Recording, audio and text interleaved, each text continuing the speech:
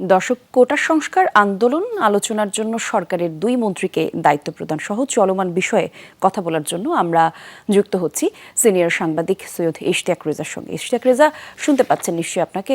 আপনি একটু জানাবেন, কিছু বিষয় আপনার কাছে জানতে চাওয়ার ছিল।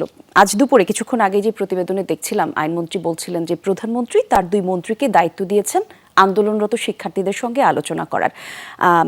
এখনো আমরা আন্দোলনকারীদের কাছ থেকে কোনো রকম প্রতিক্রিয়া পাইনি এ বিষয়ে। আপনার কি মনে হয় আলোচনায় সমাধান আশা করা যায় কিনা? সিলন ফ্যামিলি ব্লেন্ডের কড়ালিকার আর সতেজ স্বাদের পারফেক্ট ব্লেন্ডে স্বপ্নেরা মেলুক টানা। অনেক দেরি হয়ে গেছে এবং দেরিটা অনেক বেশি হয়ে গেছে, কারণ এই আলোচনাটা অনেক আগেই হওয়া উচিত ছিল। একটা জেদাজেদি করে পুরো পরিস্থিতিটাকে একটা নারকীয় জায়গায় নিয়ে যাওয়া হয়েছে। এই আলোচনা শুরু করা দরকার ছিল অন্তত এক সপ্তাহ আগে, না হলে অন্তত 3 থেকে 4 দিন আগে।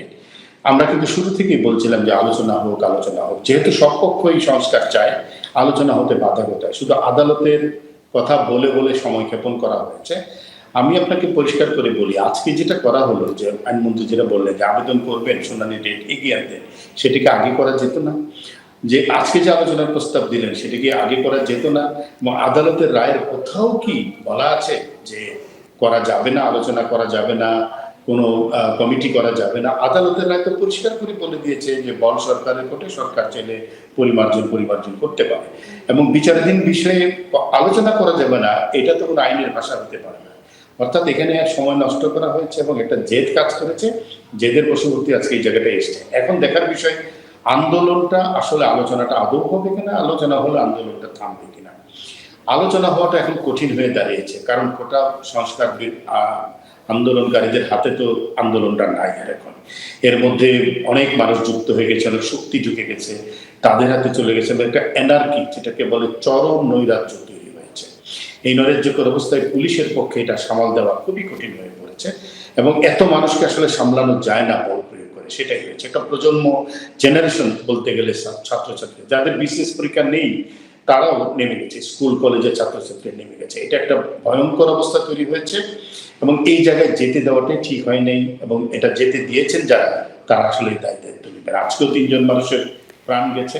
সুতরাং এখন আলোচনাটা শুধুমাত্র আমার কাছে যেটা মনে হয় যে চেষ্টা করা হচ্ছে, তবুও বিলম্ব হলেও সরকারের দিক থেকে এই উদ্যোগটা আমি শুভবুদ্ধি মনে করি, সাধুবাদ জানাই।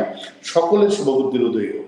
যারা আন্দোলন করছেন তারাও চিন্তা করবেন যে তাদের হাতছাড়া হয়ে গেছে আন্দোলন, তাদের মধ্যে রাজনৈতিক শক্তি ঢুকে গেছে। সুতরাং এটাকে সেইভাবে তারা যদি ফিরিয়ে আনতে চান, তাহলে আলোচনায় বসতে হবে, আহ্বান জানাতে হবে, সব পক্ষকে ধৈর্য ধরতে হবে।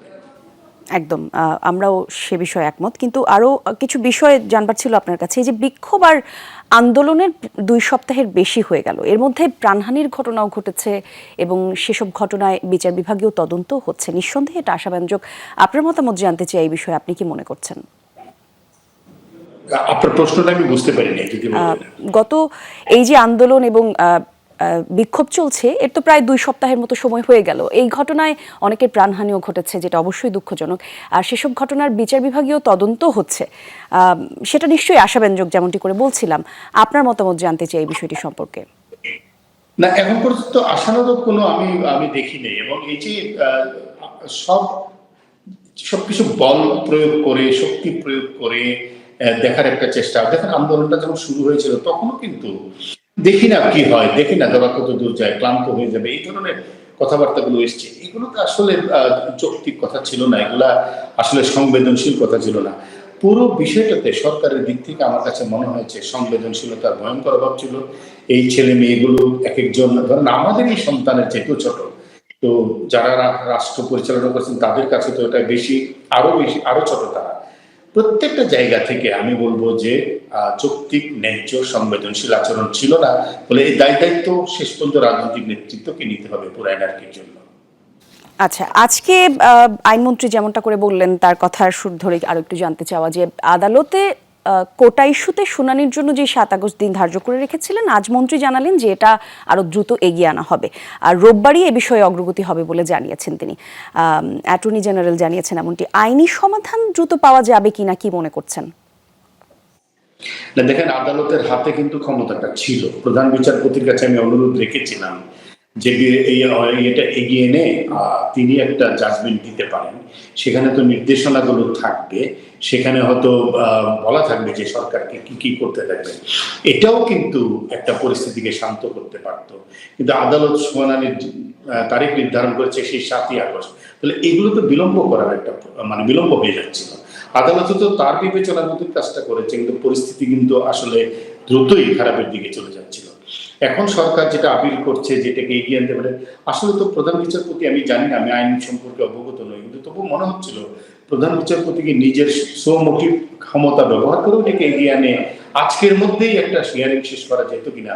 আমার কাছে সেটা মনে হচ্ছে তাও একটা পরিস্থিতি নিয়ন্ত্রণের একটা চেষ্টা করা যেত বলে মনে হয়। তবু ভালো যা সরকার পক্ষ আপিল করছে, হিয়ারিং এর ডেট এগিয়ে এনে একটা নির্দেশনা সরকারের পাওয়ার ব্যাপার আছে সরকারের দিক থেকে, কোর্টের দিক থেকে। আর সেই সাথে আরো একটা বিষয় আপনার কাছে জানবার ছিল, এই যে সরকার নীতিগতভাবে কোটা সংস্কারের পক্ষে বলে জানিয়েছেন আজকে আইনমন্ত্রী যেমনটি বললেন, সেক্ষেত্রে আপনার কি মনে হয় পুরো বিষয়টা কি সহজ হবে কিনা আলাপ আলোচনার মাধ্যমে? এইটা এখন আর সহজ না, কিন্তু সরকার যদি খুব যৌক্তিক জায়গায় খুবই ন্যায্যভাবে সংস্কারের প্রস্তাব দেয়, আমার ধারণা তাতে কিছুটা লক্ষ্য প্রশমিত হবে, একটা আশার আলো জাগবে প্রত্যেকের মধ্যে। তাই আমার মনে হয় যে সরকার খুব বাস্তবতা, ছেলে মেয়েদের সেন্টিমেন্ট, রাষ্ট্রীয় বাস্তবতা, অর্থনীতির বাস্তবতা, এগুলো অনুধাবন করে যত ন্যায্য একটা প্রস্তাব দিবে, যত যৌক্তিক প্রস্তাব দিবে, সেটাই পরিস্থিতি। আপনাকে আমি একটু বলে রাখি, ভারতে কিন্তু বিপিসি গভর্নমেন্ট প্রচন্ড বিপদে পড়েছিল ভারতের এই সংরক্ষণ প্রথার বিরুদ্ধে, অর্থাৎ আমরা যেটাকে কোটা বলি তাদের সেখানে সংরক্ষণ বলে। সুতরাং এগুলো দেশে দেশে দৃষ্টান্ত আছে, পাকিস্তানি আছে, বালুচিস্তান সরকারের ভয়ঙ্কর প্রচন্ড চাপের মধ্যে পড়তে হয়েছিল। এগুলো বুঝতে হবে এবং আমাদেরকে কিন্তু 2018-র কথা মনে রাখতে হবে। 2018 সালেও কিন্তু একটা বড় আন্দোলন হয়েছিল, তখন যেভাবে অ্যাব্রাপ্টলি কোটা প্রথা বাতিল করা হয়েছিল সেটা যেমন ঠিক ছিল না, এখনকার জেদাজেদিটাও ঠিক পর্যায়ে নেই।